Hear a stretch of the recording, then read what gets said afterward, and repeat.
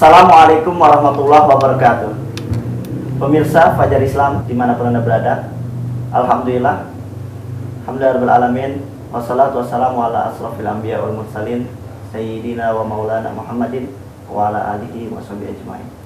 Rabbi shrah li sadri wa yassir li amri wahlul 'uqdatam min lisani yafqahu qawli, amma ba'du.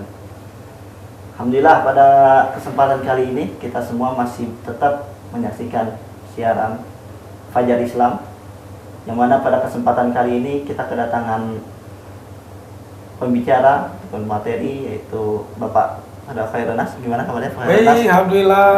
Ustaz Rahman, apa kabar? Alhamdulillah baik. Beliau adalah seorang praktisi pendidikan, yang mana pada kesempatan ini akan coba menjabarkan manusia terlahir sebagai juara. Allah Subhanahu wa taala berfirman, A'udzubillahi minasyaitonirrajim, Bismillahirrahmanirrahim. Laqad khalaqnal insana fi ahsani taqwim. Sungguh kami telah menciptakan manusia dengan sebaik-baik ciptaan. Dalam hal ini ada satu konklusi yang ditarik, bahwasanya manusia merupakan makhluk ciptaan yang terbaik.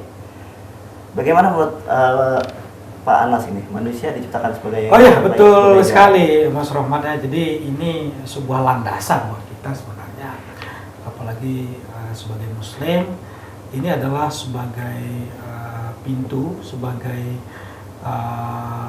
pedoman dasar ya, sebagai sebagai sinyal dari Allah Subhanahu wa taala bahwa kita ini memang terlahir sebagai makhluk yang terbaik.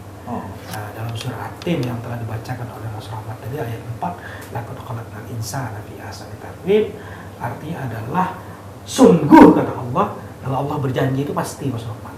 Ini nggak mungkin nggak itu. Pasti. Lain kalau kita yang janji gitu kan. Janji ketemu jam 2, tahu jam 4 baru datang, itu biasa gitu kan. Tapi kalau Allah yang sudah berjanji, insya Allah pasti. Jadi nggak mungkin enggak itu. Kalau Allah mengatakan sungguh kami telah menciptakan manusia itu sebagai makhluk yang terbaik, maka betul kitalah adalah makhluk yang terbaik. Tidak ada makhluk lain yang bisa menandingi kita, tidak ada makhluk lain yang bisa menyamai prestasi yang mungkin kita capai.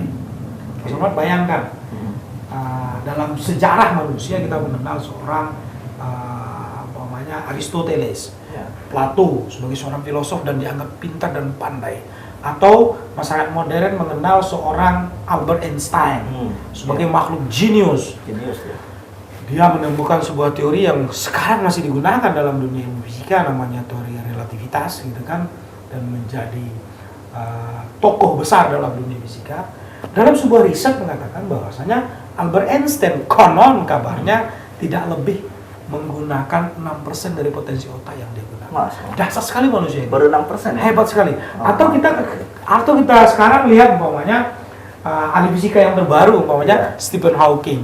Dia lahir dalam kondisi cacat gitu kan, ada kelumpuhan dalam tulang belakangnya, sehingga dia tidak bisa berjalan, tidak bisa sendiri, hidup di sebuah kursi roda. Tapi kemudian kalau kita berbicara siapa ahli fisika ternama yang nomor satu yang bisa kita anggap sebagai rujukan di abad modern seperti sekarang, abad 21 ini, maka adalah orang akan menuju Stephen Hawking. Ini sungguh luar biasa. Dalam kondisi yang cacat, manusia masih bisa berprestasi. Artinya apa? Janji Allah ini benar adanya. Manusia yang terbaik dalam apapun kondisinya sebenarnya bisa menjadi yang terbaik. Jadi nggak ada alasan ya bagi manusia untuk tidak bisa berprestasi. Tidak bisa. Seorang yang cacat pun seperti Stephen Hawking bisa ya? Tidak ada. Ini janji Allah yang terbaik dalam artinya begini.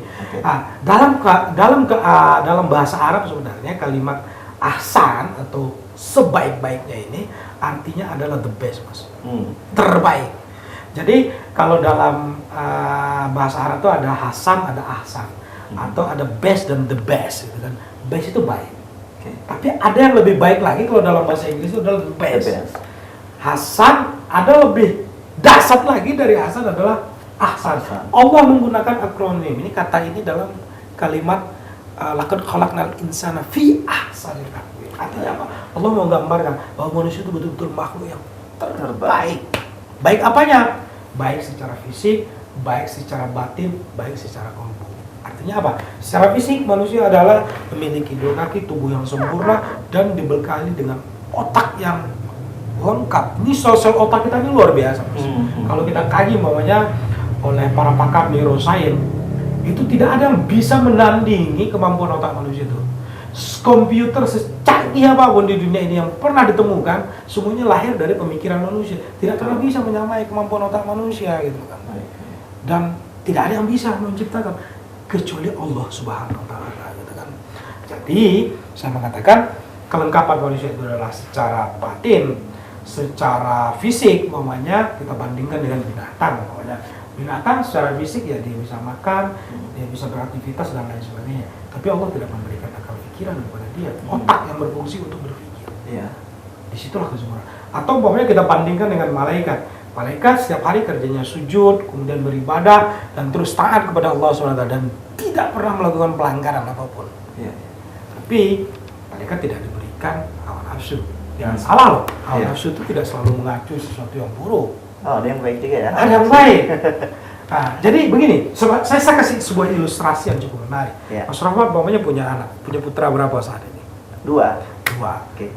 Nah, punya putra 2. Tentu Mas Rahmat pengen kan punya anak menjadi orang sukses, berhasil. Oh, tentu, itu pasti. Dan dia kemudian mendorong berkiprah dalam kehidupan masyarakat dan tujuannya baik, tentu kan. Ya. Nah, ini ada sebenarnya dorongan ini sungguhnya kalau kita ini adalah sebuah dorongan nafsu yang sifatnya baik, yang mutmainnah.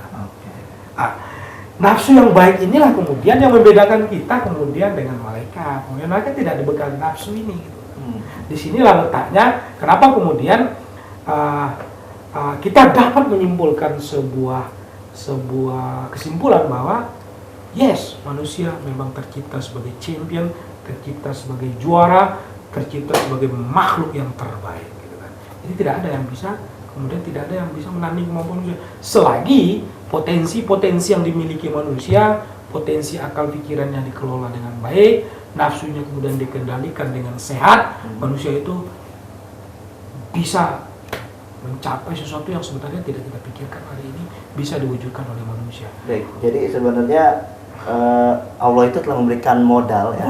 Modal itu hawa nafsu maupun modal akal pikiran, otak, fisik, jasmani gitu kan bisa kemudian mendorong kita untuk menjadi beraktivitas dan mencapai berbagai macam prestasi dalam kehidupan ini. Baiklah, pemirsa, menarik sekali. Allah Subhanahu wa taala telah memberikan modal bagi manusia untuk menjadi juara. Setelah ini kita akan mendalami kembali bagaimana seseorang yang telah diberikan modal untuk menjadi juara bisa mengoptimalkan modal tersebut dalam kehidupan sehari-hari dan bisa menjadi juara dimanapun dia berada. Untuk lebih lanjutnya kita akan silakan dulu yang mau lewat.